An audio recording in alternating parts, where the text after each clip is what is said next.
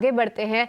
हमारे अगले segment market के महारथी का रुख करेंगे, जहां पे आज बाजार पर खास रणनीति बताने के लिए हमारे साथ महिंद्रा मैन्युलाइफ इन्वेस्टमेंट्स के सीईओ कृष्ण सांघवी जी जुड़ चुके हैं।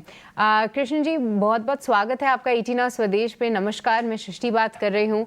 सबसे पहले आपसे तो बाजार में जो स्मॉल और मिड कैप का खेमा है उस पर राय जानना चाहेंगे, क्योंकि ये पिछला पूरा महीना इन्वेस्टर्स के लिए काफ़ी बेचैन करने वाला था, क्योंकि काफ़ी पिटाई होती हुई हमने देखी। पर क्या आपको लगता है कि ये जो पिटाई है अब वो ओवर हो चुकी है और लॉन्ग रन में, जो कि बुल रन में जिसमें इंडियन मार्केट्स हैं, वो फिर से कंटिन्यू होगा? और ऐसे में कैसे इन्वेस्टर्स अपने आप को प्लेस करें, कहाँ पे ढूंढे opportunities? Hi, thanks for having us. And see small cap mid cap के बारे में बात करें तो आप सिर्फ टाइम फ्रेम की बात है, राइट? आप अगर एक महीना देख रहे हो तो शायद आपने जो बताया वो सही रह सकता है, लेकिन हम एक साल देखें, which is a normal investment time frame in terms of what one should at least enter market for, if at all minimum number is 1 year, then I think markets ने बहुत अच्छा किया है। स्मॉल कैप इंडेक्स शायद 57-58% return दिया है। अगर आज एक साल का देखें तो मिड कैप में भी शायद 50% जैसा रिटर्न है। इवन लार्ज कैप इंडेक्स ने 35% रिटर्न दिया है। तो हम स्ट्रक्चरली देखें तो yes, Indian economy growth economy है। जैसे ग्रोथ इकोनॉमी बढ़ती है वैसे कॉर्पोरेट सेक्टर की प्रॉफिट बढ़ती है एंड इन्वेस्टर की वेल्थ क्रिएट होती है। Structurally that is right. उन्हीं चैलेंजेस के हम कभी कभार ये गलती से 1 मंथ 2 मंथ्स देखते रहते हैं, और 1 और 2 मंथ्स की वॉलेटिलिटी देखने के बाद अगर लॉन्ग टर्म पिक्चर हम भूल जाते हैं तो शायद you end up missing participation in this. So इन्वेस्टरों के लिए बेसिक सलाह ये है कि यस, भारत की इकोनॉमी ग्रो हो रही है, एंड जैसे जैसे इकोनॉमी ग्रो होती है वैसे कॉर्पोरेट प्रॉफिट बढ़ती है, वेल्थ क्रिएट होती है through stock markets, more investor participation happens from global investors also. तो वो एंगल से देखें तो यस, लार्ज मिड स्मॉल हर सेक्टर में India is growing. The challenge is that ये लार्ज मिड एंड स्मॉल का एक एक इकोनॉमिक कोरिलेशन भी है कि कभी कभार लार्ज कैप कंपनी ज्यादा प्रॉफिट बनाती है, कभी कभार मिड एंड स्मॉल बनाती है, डिपेंडिंग ऑन कौन सी प्रोडक्ट्स की क्या डिमांड सप्लाई ट्रेंड्स है।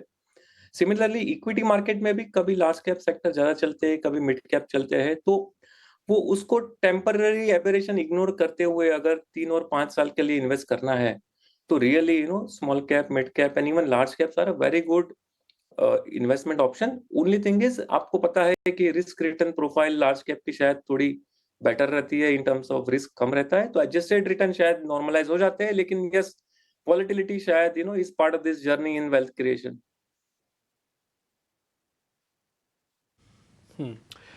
कृष्ण सर, पहले तो आपका बहुत शुक्रिया, थैंक यू वेरी मच। आप 18 आवर्स स्वदेश को समय दे रहे हैं, आपसे बातचीत करके अच्छा लगा।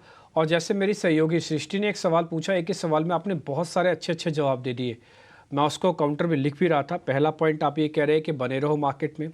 दूसरा पॉइंट है कि थोड़ा बहुत वॉलेटिलिटी रहेगी, कोई बात नहीं, अगर आप लॉन्ग टर्म है तो आपको कोई दिक्कत नहीं आएगी। तीसरा, आपने फ्रंटलाइन शेयर्स के बारे में बात की।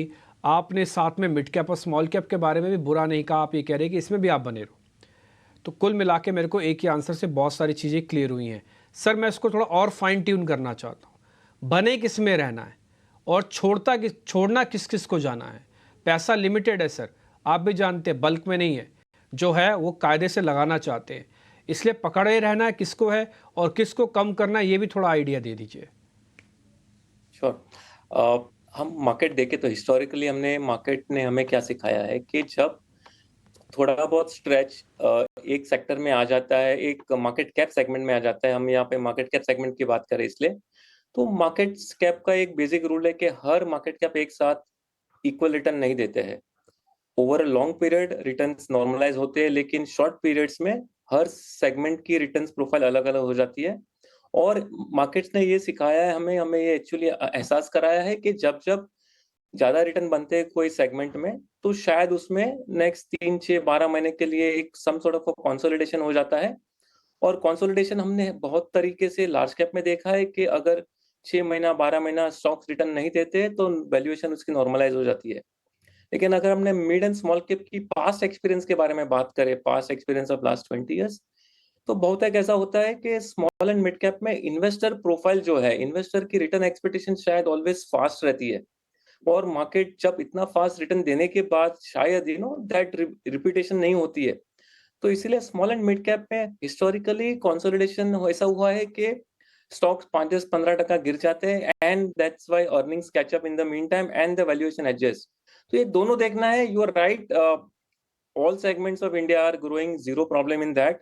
लेकिन अगर इन्वेस्टर को बहुत ज्यादा पैसा बनाना है, जल्दी बनाना है, तो one should also historically look at के लास्ट 6 महीने, 12 महीने, 18 महीने में हमारे कैसे रिटर्न बने हैं, and that will normalise because let's not forget market creates wealth in proportion to the nominal GDP and better than that. So अगर nominal GDP हमारा 12-15% का एवरेज है, तो शायद रिटर्न प्रोफाइल, और लास्ट 30-40 साल में हर मार्केट ने यही सिखाया है कि लॉन्ग टर्म एवरेज रिटर्न शायद 15 के आसपास होती है, लेकिन वो लॉन्ग टर्म 15 बनने के लिए कभी कभार 25 भी बनना पड़ता है, कभी कभार 10 भी बनना पड़ता है।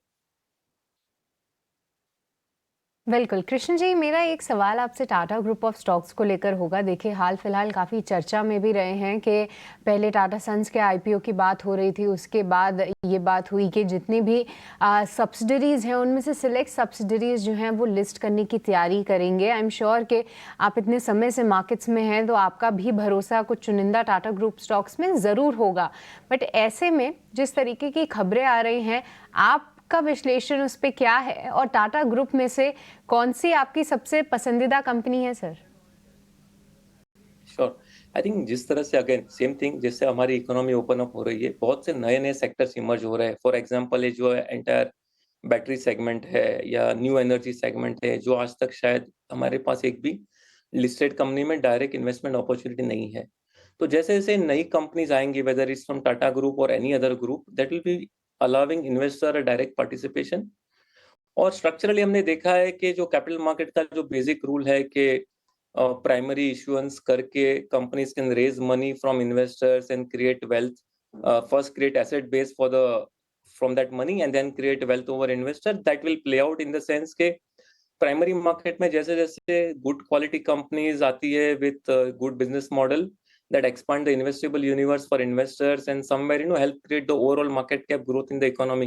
So structurally it is very good move if at all many of these companies come with their IPO plans and allow investors some sort of a participation in that.